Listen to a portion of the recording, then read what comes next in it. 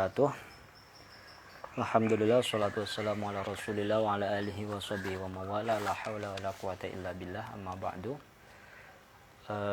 Pada kesempatan sore hari ini kita akan membacakan kitab Uqudul Lijain, Syarah Uqudul Lijain fi Bayani Huquqiz Zawjain, karya Syekh Muhammad bin Umar Nawawi atau Syekh Nawawi Al-Bantani Al-Jawi.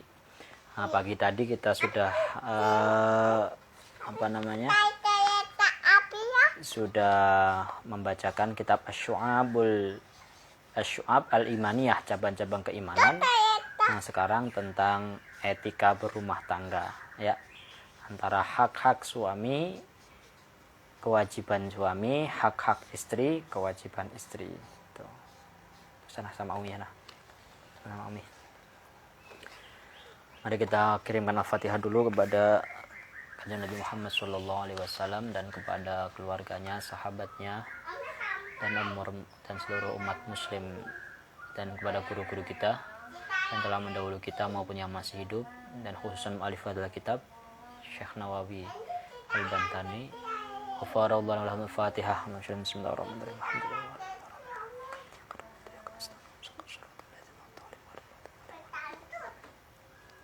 Bismillahirrahmanirrahim. Wa'ashiruhunna bil ma'ruf. Syekh Nawawi memulai kitab ini dengan firman Allah Subhanahu wa taala, wa'ashiruhunna bil ma'ruf, dan bermuasyarahlah dan hidup berdampinganlah dengan para perempuan itu dengan penuh kebaikan. Bismillahirrahmanirrahim. Qala al-faqih rahmatir rabbil ghaffar Muhammad al-Mu'taraf bil Auzar, bassarallahu ayuba nafsihi wa ja'ala yawmahu khairan min amsih. Alhamdulillahi kama yanbaghilah, wassalatu wassalamu ala sayyidina Muhammad wa ala alihi wa sahbihi adada kulli ma'lumillah. Amma ba'du. Di sini Imam Nawawi memulai dengan muqaddimah. Beliau berkata, beliau adalah al-fakir, yaitu yang fakir, yang membutuhkan rahmat Tuhan yang Maha Pengampun, yaitu yang bernama Muhammad, yang mengakui akan dosa-dosanya. Semoga Allah memperlihatkan aib dirinya. Jadi kalau kita itu harus sibuk dengan aib kita sehingga kita tidak gampang melihat aib orang lain. Dan semoga hari ininya itu lebih baik daripada hari kemarin. Segala puji bagi Allah, ya seyogyanya lah. Segala puji bagi Allah yang semestinya. Shalawat serta salam kepada Nabi Muhammad, keluarganya, sahabatnya, sebanyak bilangan apa saja yang diketahui olehnya. Amma ba'du fa hadza syarhun talabahu minni ba'dul muhibbin 'ala risalah al-muta'alliqah bi umuri zawjain allati sannafaha ba'dun nasihin. Wa samaituha 'uqudul lujain fi bayani huquqiz zawjain. Wa arju minallahi ta'ala al-i'anata wal ikhlasa wal qabula wan naf'a bihi bi jahi sayyidina Muhammadin wa azwajihi wa dhurriyyatihi wa hizbihi. Wa hadaitu dzalika lil walidaini radiyan min Allah ta'ala ghufrana dzunubihima wa irtifa'a darajatihima annahu ta'ala wasi'ul maghfirah wa arhamur rahimin. Qala musannifu syakarallahu sa'yah. Nah, beliau ini menulis syarah ini karena permintaan sebagian muridnya, sebagian pencintanya, atas sebuah tulisan kecil yang berkaitan dengan urusan suami istri yang telah dikarang oleh sebagian para ahli nasihat. Beliau menamaki kitab ini dengan Uqudul Lijain fi bayani huquqiz zawjain. Dan beliau berharap semoga Allah memberikan pertolongan. Beliau berharap agar bisa ikhlas dan diterima gitu atas pangkat yang dimiliki oleh Sayyidina Muhammad SAW, istri-istrinya, dzurriyyah-dzurriyyahnya, dan kelompok-kelompoknya. Dan beliau menghadiahkan ini terutama untuk kedua orang tua beliau, agar Allah mengampuni dosa-dosa keduanya, mengangkat derajat keduanya, karena Allah itu adalah ampunannya sangat luas dan sangat penyayang. Bismillahirrahmanirrahim. I'lam annal basmalata katsiratul barakat. Man dzakaraha hassala lahul ma'mul wa man wadhaba 'alaiha hadha bil qabul. Gitu. Qila annal kutub al munazzalah minas sama'i ilal ard mi'atun wa arba'atu suhuf.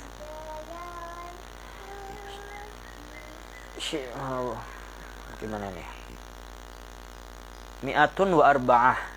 Suhufu Syis sittun wa suhufu Ibrahim salasun wa suhufu Musa qabla Taurah, Asyarah wa Taurah wa Injil wa Zabur wa Furqan. Wa ma'ani kullil kutub majmu'atun fil Qur'an, wa ma'anil Qur'an majmu'atun fil Fatihah, wa ma'anil Fatihah majmu'atun fil Basmalah, wa ma'anil Basmalah majmu'atun fi Ba'iha. Nah, beliau memulai dengan menyebut nama Allah Subhanahu wa taala yang Maha Pengasih lagi Maha Penyayang. Beliau mengatakan bahwa bismillah itu banyak barokahnya. Barang siapa yang selalu berzikir dengan bismillah, insya Allah akan mendapatkan apa yang diharapkannya. Barang siapa yang konsisten membiasakan untuk baca basmalah, maka insya Allah apapun yang diusahakannya itu akan diterima. Dikatakan bahwa kitab-kitab yang diturunkan oleh Allah dari langit ke bumi itu ada 104 gitu. 60 lembaran itu dimiliki oleh Nabi Syith gitu. Kemudian 30 lembaran dimiliki oleh Nabi Ibrahim, dan 10 lembaran itu dimiliki oleh Nabi Musa sebelum dapat Taurat. Lalu kemudian Taurat, Injil, Zabur, dan Al-Quran. Jadi totalnya adalah 104. Seluruh makna-makna kitab itu tercantum dalam Al-Quran. Seluruh ya kitabnya 104 itu semuanya terringkas dalam Al-Quran. Arti maksud daripada Al-Quran itu terangkum dalam Al-Fatihah. Arti daripada Al-Fatihah itu terangkum dalam basmalah, dan arti dalam basmalah itu terangkum dalam huruf ba-nya. Kalau sebagian ulama mengatakan, Allah alam Imam Ghazali, bikana makan biyakunu mayakun. Karena ku, yakni karena Allah, akhirnya seluruh alam ini terjadi, dan karena ku pula seluruh alam ini sudah terjadi maupun yang akan terjadi gitu. Semuanya adalah, kalau kemarin Syekh Nawawi mengatakan bahwa Allah itu fard, kita itu nafil. Selain Allah itu nafil, Allah itu fard, Allah itu wajib ada, sedangkan kita itu hanya tambahan daripada yang wajib ada. Apa? Ada tambahan di sana itu tuh.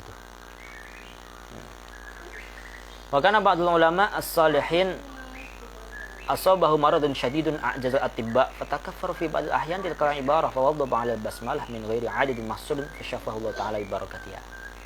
Sebagian ulama itu pernah sakit yang diperiksa ke dokter sana sini itu enggak pernah sembuh.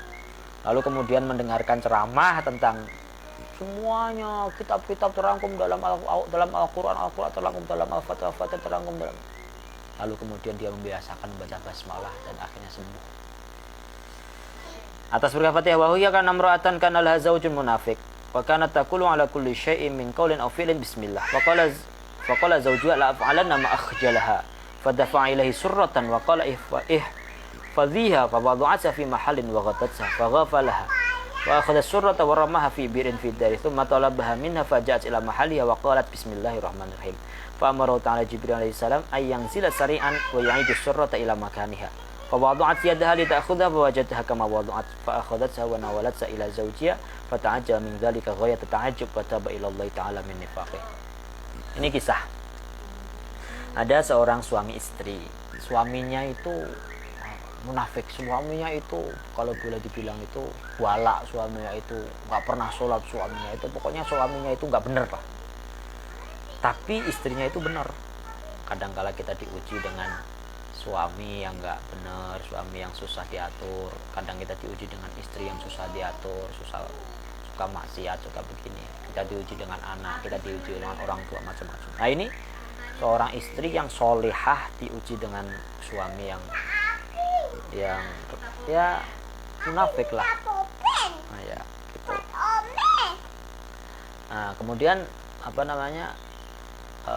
Tapi si perempuan karena soleha itu setiap ngapai apa-apa yang dikerjakan, mau ucapan mau perbuatan itu selalu mengucapkan basmalah, kan begitu, selalu mengucapkan basmalah gitu.